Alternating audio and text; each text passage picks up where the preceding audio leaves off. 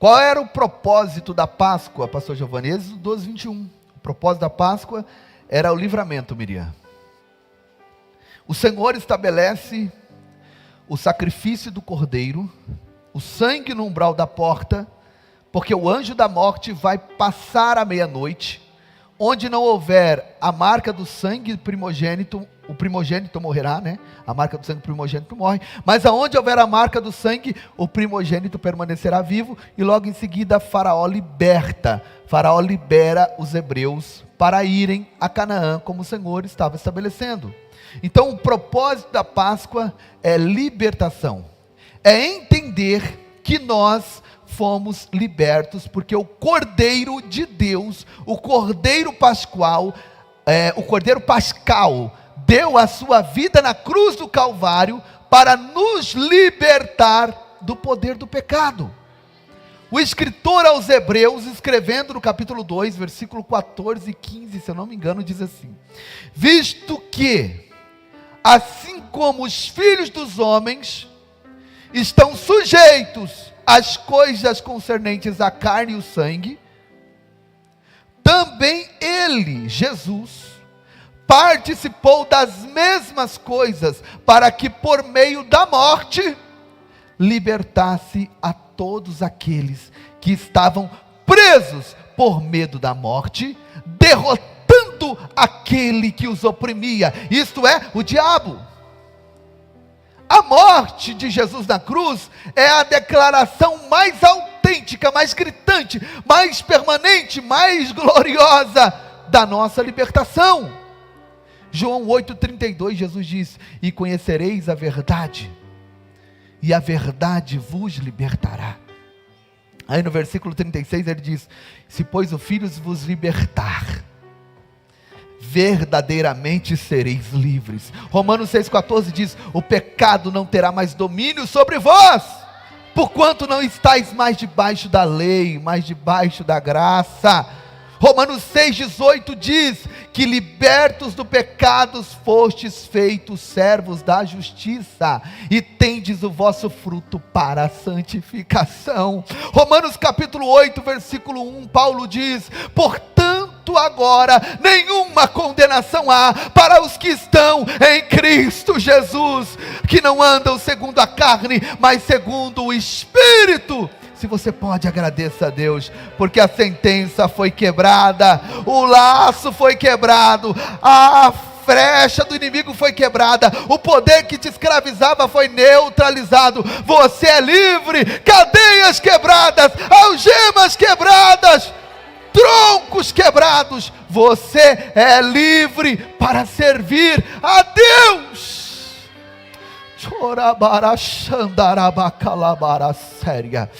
O Espírito de Deus está aqui. Celebrar a Páscoa debaixo da escravidão do pecado não faz sentido, Anderson. Não é Páscoa, não é verdade? Não faz sentido. A verdade... tem uma palavra que chama pesar, né? A palavra é Páscoa em hebraico, a pronúncia é pesar. Mas quem celebra a Páscoa sem libertação, na verdade o sentido é pesar, angústia, aflição de alma. Mas a Páscoa celebrada em Cristo é libertação. E eu vou terminar agora. Em quarto e último lugar, a Páscoa tem um centro. Quem é o centro da Páscoa? Jesus, o Cordeiro. A Páscoa tem um sinal. Qual é o sinal da Páscoa? O sangue. Vocês pegaram. A Páscoa tem um propósito. Qual é o propósito da Páscoa? Libertação. E a Páscoa tem uma mensagem. Qual é a mensagem da Páscoa? Morte e vida. A mensagem da Páscoa é morte e vida. O Cordeiro morreu para que os hebreus ficassem vivos. Para que aqueles que não quiseram atentar para a aliança, o juízo chegou. Mas o Cordeiro morto garantiu a vida daqueles que estavam debaixo da aliança. Entende isso? Isso é Páscoa. Isso é Páscoa. Glória a Deus. E, para encerrar, a Páscoa tem um desígnio. Qual é o desígnio da Páscoa, pastor Giovanni? É um memorial de celebração. A Páscoa não é para ser tempo de angústia, noite de luto. É para celebrar o fato de que o Cordeiro morreu. E o extraordinário, gente, não precisamos mais matar o Cordeiro como os judeus faziam no Antigo Testamento. Não. O escritor da Epístola aos Hebreus, no capítulo de número 10, diz que Cristo Jesus morreu de uma vez por todas. Olha a expressão. O seu sacrifício é pleno, é perfeito, é completo, é extraordinário. Porque, Leide, no Antigo Testamento, o sumo sacerdote sacrificava o cordeiro. Agora, o sacerdote é o cordeiro. Olha que incrível. O cordeiro se oferece, ele morre em nosso lugar. E o extraordinário, quando a gente assiste os filmes, da Paixão de Cristo ou outros filmes, nós temos a sensação, a impressão de que parece que Deus colocou as mãos nas costas de Jesus e disse: você tem que ir, você não morrer, aquele bando de povo vai se perder tudo. Vai lá, meu filho. Não, gente. Diga comigo, ele foi porque ele decidiu ir. Aleluia. Ele quis ir. Um dos versículos que eu considero mais poderosos da Bíblia é quando ele diz assim: eu dou a minha vida e tenho poder para tomá-la de volta. Eu vou te contar uma coisa. O que Satanás não contava, presta atenção, o detalhe que o diabo não contava, era o detalhe da ressurreição. Né, Melk? Satanás não contava com o detalhe da ressurreição. Eu vou até descer aqui para te falar sobre isso já. Então o cordeiro foi morto. E foi morto, pastor Islene, de uma vez por todas. A Páscoa é celebração. Não precisamos mais tomar o sangue do cordeiro, comer da carne assada em ervas amargas. Por quê? Porque Jesus Cristo já fez o sacrifício perfeito, o sacrifício completo. Nós não celebramos a libertação debaixo de um jugo de um povo. Como os hebreus, nós celebramos a celebração de debaixo do jugo do poder das trevas, porque Satanás perdeu o poder de comandar a nossa vida. O inimigo não tem mais poder sobre nós. Aí tem gente que pergunta: o que nós celebramos então, pastor? E o que nós celebramos? A Páscoa cristã, a Páscoa de Cristo, celebra o quê? Fala para o teu vizinho aí, fala para ele: a ressurreição. Nós celebramos a ressurreição, meu irmão. É isso que a gente celebra. Ele vive. Ele está vivo. Foi na noite da Páscoa que Jesus instituiu a Santa Ceia. A diferença é que a Páscoa dos judeus é comemorada, primeiro se toma o cálice, depois se come o pão. Jesus inverte a ordem. E quando ele estabelece a ceia, ele primeiro serve o pão e depois o cálice. E o que isso significa, pastor Giovanni? Um novo tempo, uma nova etapa, uma nova dispensação. A dispensação da graça não é estabelecida na cruz. A dispensação da graça é estabelecida na Santa Ceia, quando Jesus toma a ceia com os discípulos e ele inverte, ele está dizendo: passou agora a dispensação da lei, e eu estou girando a chave para abrir a porta para a dispensação da graça. Aleluia. Quando Jesus fez aquilo, não tinha mais volta, não dava mais para voltar atrás. O Calvário estava estabelecido e ele iria acontecer. Não adiantava Pedro interferir. Não, porque a graça estava estabelecida. Jesus vai subir ao Calvário. Ele vai ser punido. Ele vai ser preso, traído, vai arrastar a cruz nas ruas de Jerusalém. Ele vai para o Gólgota. e ele vai deitar sobre os madeiros, e as suas mãos e pés vão ser cravados. Ele vai ser levantado. Mas presta atenção num detalhe. Quando você analisa a tradição da crucificação,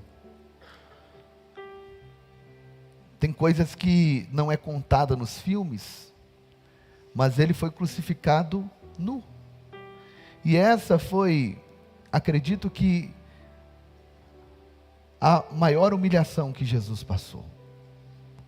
Estar nu diante da sua mãe, estar nu diante de Maria Madalena, estar nu diante daquelas pessoas. Mas ele suportou. Ele poderia ter voltado atrás, mas ele te viu aqui nesse culto hoje. Aleluia. Eu estive em Israel, e lá eu aprendi que os soldados agrediam com muita frequência a região genital de um condenado à crucificação. Jesus sofreu muito. Sabe, tudo que você vê nos filmes não chega perto daquilo que de fato foi.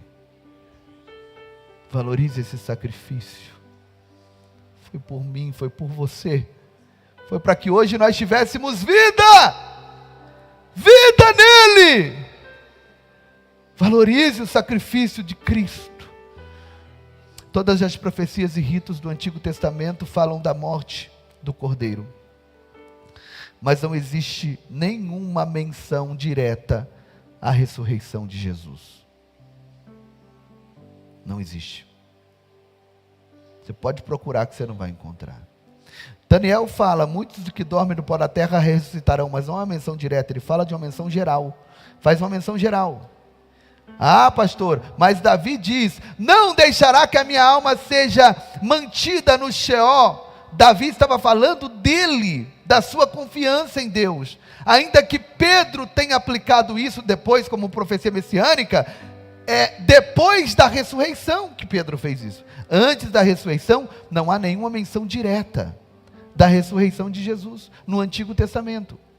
Por que isso, pastor Giovanni? Porque esse é o detalhe do plano divino. Essa é a surpresa que Satanás não esperava. Porque a nossa justificação, a nossa salvação está na sua morte. A nossa redenção, na verdade, está na sua morte. Mas a nossa justificação está na sua vida. Se Jesus morre e não ressuscita, nós não teríamos intercessor. Se Jesus morre e não ressuscita, nós não teríamos advogado. Se Jesus morre e não ressuscita, nós não teríamos sacerdote. Se Jesus morre e não ressuscita, nós não teríamos alguém diante de Deus.